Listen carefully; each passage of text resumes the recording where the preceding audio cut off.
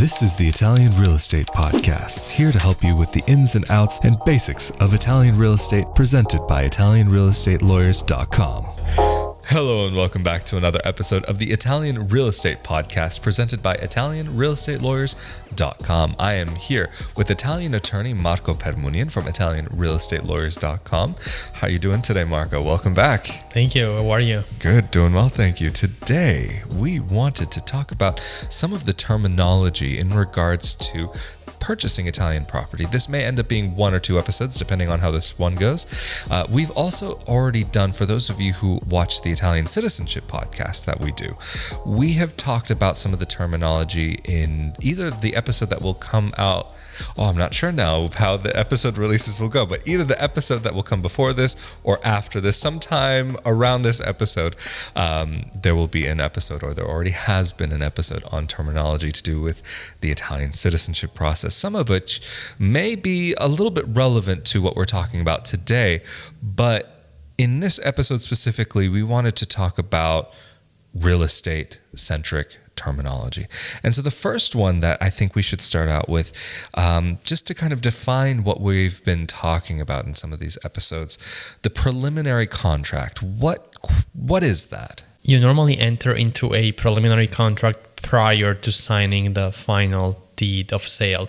It is not necessarily to enter into a preliminary contract, but it's very common for people in Italy to sign a preliminary contract because that allows you to do your due diligence. So you normally first sign your preliminary contract, and then if everything is in order, then you go ahead and sign the final contract of sale.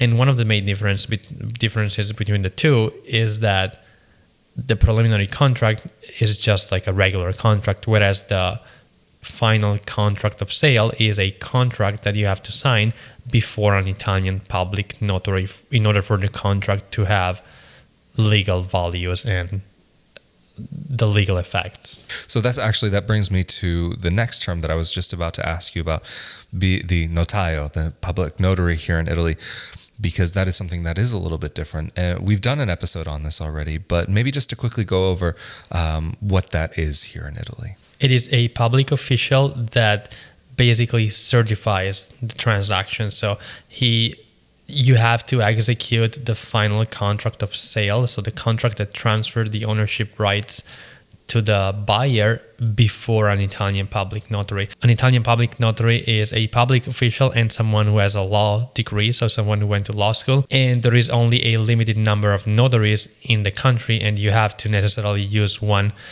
when you purchase properties, when you have to execute a power of attorney, and when you have to form a company, for example. In the US, the public notary is someone whose function is somewhat similar, but I'd say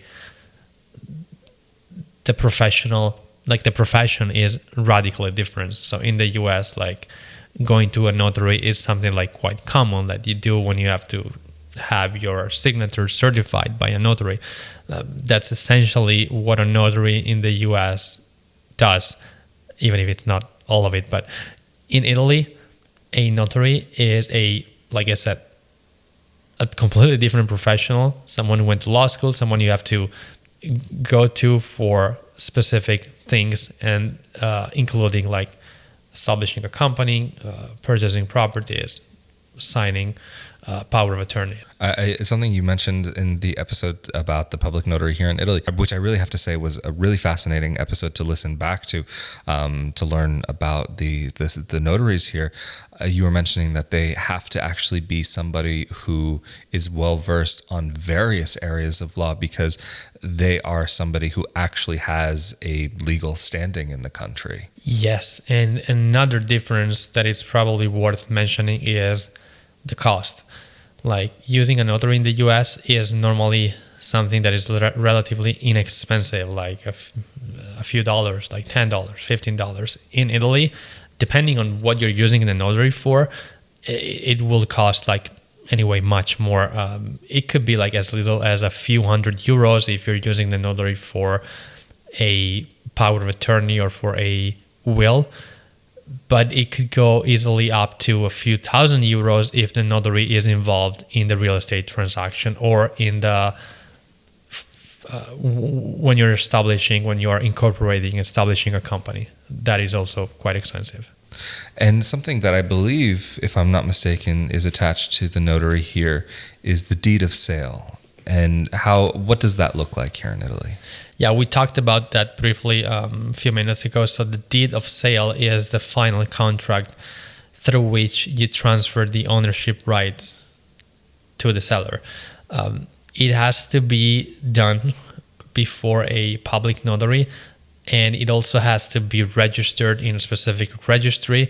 So it's a very official document that basically certifies that you have become the owner of a specific property, and that it's normally like a very long contract that indicates like all of the names of the parties, if someone is acting on behalf of somebody else through a power of attorney, all of the information regarding the property, potential limitation to the property rights. So it's a very, very detailed document. And something, I guess, that would come a little bit earlier in the process of purchasing property, not I guess, but definitely would be the offer and the acceptance of that offer. Normally you start the purchase process with an offer. So a property is on the market and you make an offer, normally in writing, sometimes through a real estate agent when one is involved, when the property is being sold through a real estate agent. So in those cases, normally you submit the offer to the agent who submits the offer to the seller. It's a document. Normally, if you use a real estate agent, they have like these templates that you just fill out with all the information regarding the specific property that you want to make the offer for, and the offer is then sent to the owner of the property, who can accept the offer or deny the offer. And very often what happens is that the seller just fills out the fields in the proposal that were left blank and signs the proposal, and that constitutes like formal acceptance of your offer. But then also in regards to the purchase of the property, something that I'm sure that comes up quite often is the mutuo. Mutuo is basically a mortgage, so the equivalent of a mortgage in the US. So it's normally granted by a bank. You have to request it from an Italian bank. And generally, a mortgage, it's something that is given to people who reside in Italy or have an income in Italy, or other properties that they can put up as collateral. So it's very hard to find a bank in Italy who will give a mortgage to someone who doesn't have the ability to give back the money. So someone who doesn't have an income in Italy or a job, a paycheck. So that's a question that we get a lot. In those cases, like if a person is interested in getting a mortgage to buy the property but doesn't have any income in Italy, in those cases, it is best to request a loan in your own country to buy the property in Italy. And another term that's also attached to banking here, which will be something that people will often see come up, is the term bonifico bancario. What is that? That's a bank transfer, wire transfer, and that's normally the way. I wouldn't say it's like the most common way of paying for your property, because you normally pay through checks, but you can pay with a wire transfer. So the wire transfer is made by the buyer to the seller to pay for the deposit or to pay for the final price of the property. In some cases, you can also wire the funds to a third party, and normally the third party is the notary, the Italian public notary, who will release the money to the seller when the transaction is completed. So basically, the notary in this case would function as an escrow agent. And you were mentioning before about paying through a check. Would that be the assegno circolare? Yes, the most common way of paying for your property is through a cashier's check, which is basically a check that is guaranteed by the bank. And normally you exchange the check with the seller before the notary. So you go to the appointment with the notary with your cashier's check, which is then given to the other party when you are given the keys of the property right after you sign the final contract of sale. And something that I know is attached to the function of the notary here, the imposta di registro. What is that exactly? That's basically the purchase tax. So the tax that you pay because you are purchasing a property. It can be in between the 2% and the 9% of the value on paper of the property that you're buying. It is normally the 2% for first houses. And you also have to meet other requirements, which we can talk about in a second.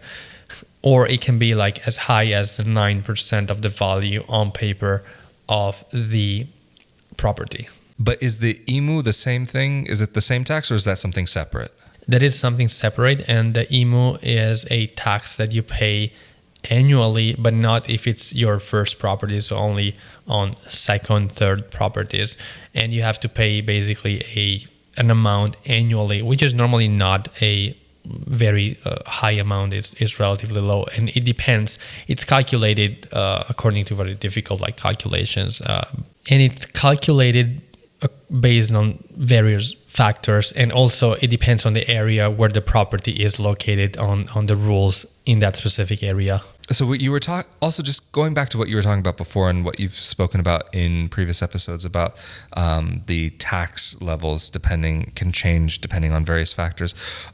What is that and what is it called? If you are buying your first house in Italy, you can use the beneficio prima casa, which is a tax discount for people who buy their first property in Italy, and they end up paying the 2% on the value on paper of the property rather than the 9%. So the requirements that need to be met are, first of all, you have to be buying your first property in Italy. And the second requirement is that you move your residency, and we talked about the concept of residency, into the property within 18 months from the purchase of the property. Also, if you are an Italian citizen residing abroad and you're buying your first property in Italy, simply by being registered with the IRES, so without having to move your residency in Italy within the 18 months, you can use also, in that case, the tax discount and pay the 2% instead of the 9%. Anyway, I think we have gotten pretty far through the list, but we still have a lot to talk about. So I think it's better if we leave that for another time so that we can keep this episode a little bit on the shorter side. So of course, thank you for joining us for another episode of the Italian Real Estate Podcast. If you are seeking assistance with purchasing property here in Italy, you can of course contact Marco and his team at ItalianRealEstateLawyers.com, where you can also find the contact form to get in touch with them. And also, if you're interested in more information about life in Italy, living in Italy as a dual citizen or as an expat, I have my own YouTube channel, youtube.com/Rafael Di Furia. Of course, thank you for joining us again, and we look forward to seeing you all next time. See ya. Thank you.